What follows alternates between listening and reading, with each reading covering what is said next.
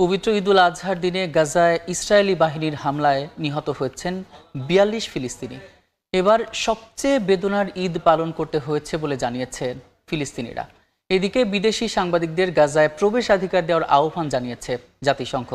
আর ফ্রান্সের পররাষ্ট্রমন্ত্রী জানিয়েছেন ফিলিস্তিনকে রাষ্ট্র হিসেবে স্বীকৃতি দিতে তার দেশ প্রতিশ্রুতিবদ্ধ।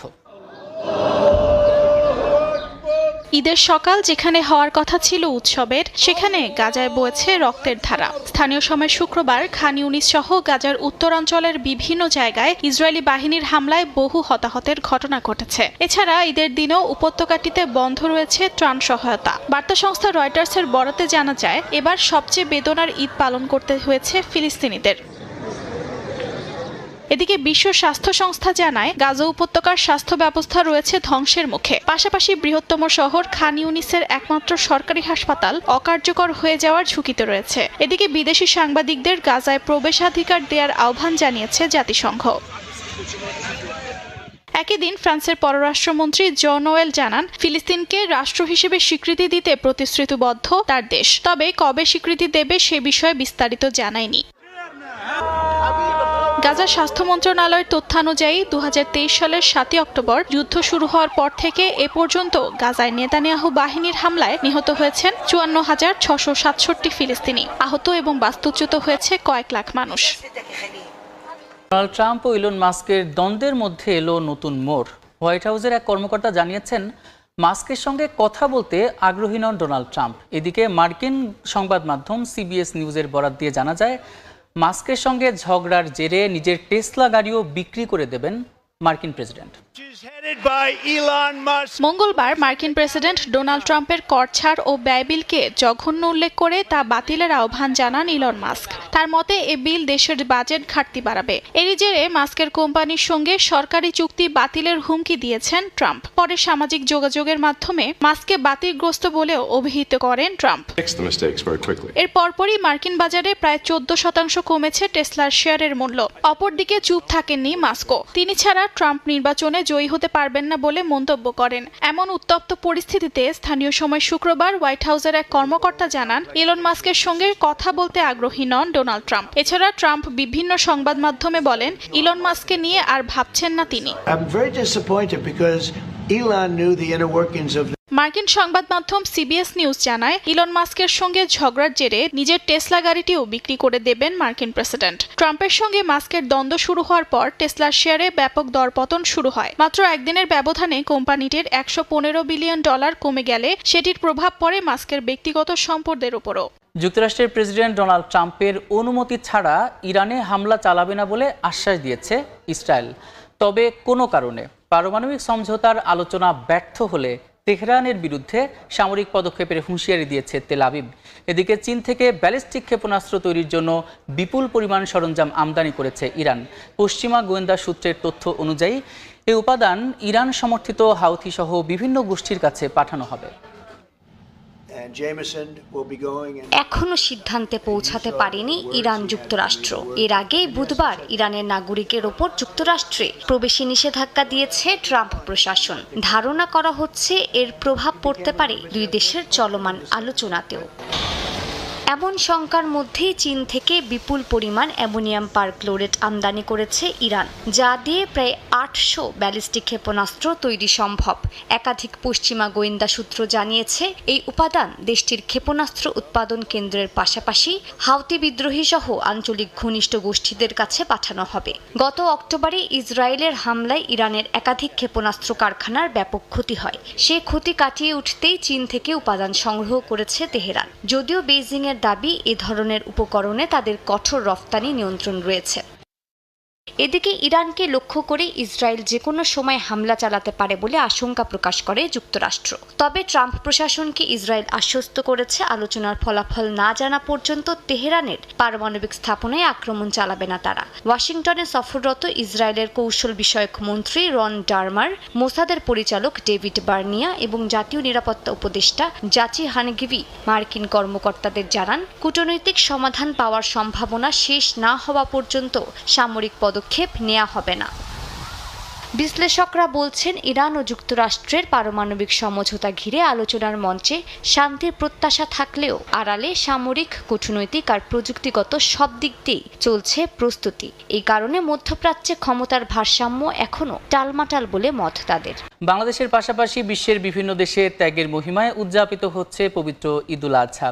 অস্ট্রেলিয়ার বিভিন্ন জায়গায় প্রবাসী বাংলাদেশিরা ঈদের নামাজ আদায় করেন। বাংলাদেশের সঙ্গে মিল রেখে মালয়েশিয়ায় শনিবার ঈদুল আজহা উদযাপন করা হয়। এছাড়া ইতালি, স্পেন, জার্মানি সহ ইউরোপের বিভিন্ন দেশে ধর্মীয় ভাব গাম্ভীর্য এবং যথাযোগ্য মর্যাদায় উদযাপন করা হয় ঈদ। প্রতিনিধিদের পাঠানো তথ্য এবং ছবিতে ডেস্ক রিপোর্ট। যথাযথ ধর্মীয় ভাবগাম্ভীর্য আর আনন্দ উৎসবের মধ্য দিয়ে অস্ট্রেলিয়ায় পালিত হয় পবিত্র ঈদুল আজহা। বাংলাদেশের সঙ্গে একই দিনে ঈদ হওয়ায় আনন্দের মাত্রা বেড়েছে বহুগুণ। এছাড়া স্থানীয় সময় শনিবার সাপ্তাহিক ছুটির প্রথম দিন হওয়ায় প্রচণ্ড ঠান্ডা উপেক্ষা করে পরিবার নিয়ে ঈদের জামাতে হাজির হন হাজারো মুসল্লি। বিপুল সংখ্যক প্রবাসী বাংলাদেশিরাও ঈদের জামাতে অংশ নেন।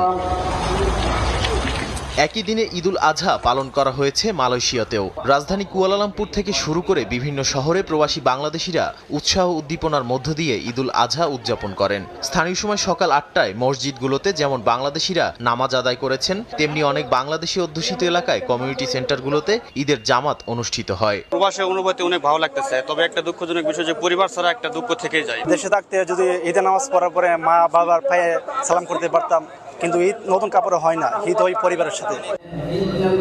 কানাডায় ঈদের সকাল শুরু হয় একাত্মতায়। দেশটির বড় বড় শহরের মসজিদগুলোতে প্রবাসী বাংলাদেশিদের পাশাপাশি ভিড় করেন বিশ্বের নানা প্রান্তের মুসলমানরা। বাইতুল মুকাররম মসজিদ কমিটির পক্ষ থেকে সবাইকে ঈদ মোবারক।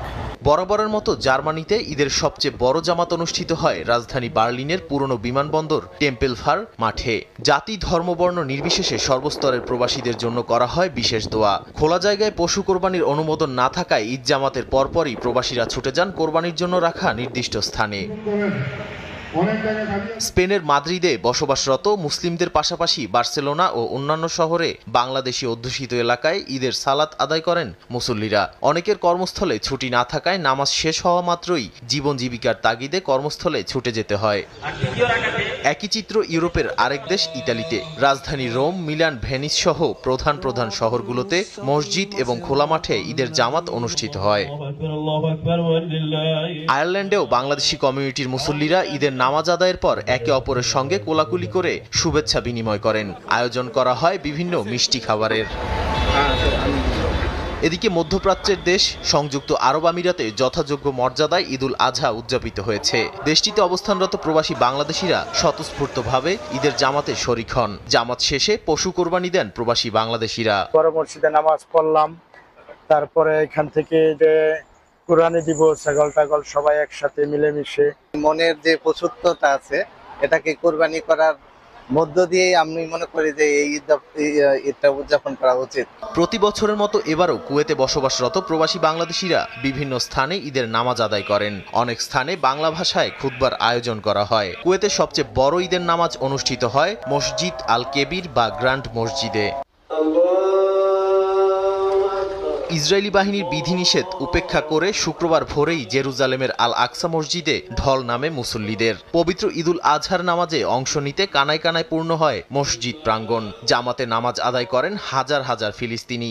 হার্ভার্ড বিশ্ববিদ্যালয় ইস্যুতে আবারও আদালতের কাছে ধাক্কা খেলেন মার্কিন প্রেসিডেন্ট ডোনাল্ড ট্রাম্প। বিদেশি শিক্ষার্থীদের ওপর জারি করা নিষেধাজ্ঞা সাময়িকভাবে স্থগিত করার রায় দিয়েছেন আদালত।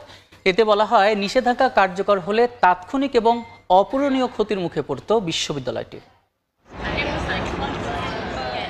সম্প্রতি যুক্তরাষ্ট্রের হার্ভার্ড বিশ্ববিদ্যালয়ে বিদেশি শিক্ষার্থীদের ভর্তি বন্ধের উপর নিষেধাজ্ঞা জারি করে নির্বাহী আদেশ দেন মার্কিন প্রেসিডেন্ট ডোনাল্ড ট্রাম্প। তার এই সিদ্ধান্তকে প্রতিশোধমূলক আখ্যা দিয়ে ট্রাম্প প্রশাসনের বিরুদ্ধে মামলা করে হার্ভার্ড বিশ্ববিদ্যালয়। এবার ভর্তি বন্ধের নির্দেশের বিরুদ্ধে আইনি লড়াইয়ে প্রথম জয় পেল হার্ভার্ড। বিদেশি শিক্ষার্থীদের উপর জারি করা নিষেধাজ্ঞা সাময়িকভাবে স্থগিত করে রায় দিয়েছেন আদালত। এতে বলা হয়, নিষেধাজ্ঞা কার্যকর হলে তাৎক্ষণিক ও অপূরণীয় ক্ষতির মুখে পড়ত বিশ্ববিদ্যালয়টি। নিষেধাজ্ঞা জারির আগেই পুরনো মামলার সংশোধনীতে বলা হয়, এটা কোনো বিচ্ছিন্ন পদক্ষেপ নয়, বরং মত প্রকাশের স্বাধীনতা চর্চার কারণে সরকারের তরফ থেকে চলমান প্রতিশোধের অংশ। I think Harvard এর আগেও পদক্ষেপ নিয়েছে ট্রাম্প প্রশাসন। কয়েক বিলিয়ন ডলারের কেন্দ্রীয় তহবিল আটকে দেওয়ার পাশাপাশি ইহুদি বিদ্বেষ রোধে ব্যর্থতার অভিযোগ তুলে বিদেশি শিক্ষার্থী ভর্তির জন্য প্রয়োজনীয় সনদ বাতিল করে দেশটির হোমল্যান্ড সিকিউরিটি বিভাগ। গত মাসে সেই সিদ্ধান্ত স্থগিত করেছিলেন এক বিচারক। সবশেষ বুধবার ট্রাম্প এক নির্বাহী আদেশে জানান, হার্ভার্ডে নতুন করে কোনো বিদেশি শিক্ষার্থী 6 মাসের জন্য ঢুকতে পারবে না।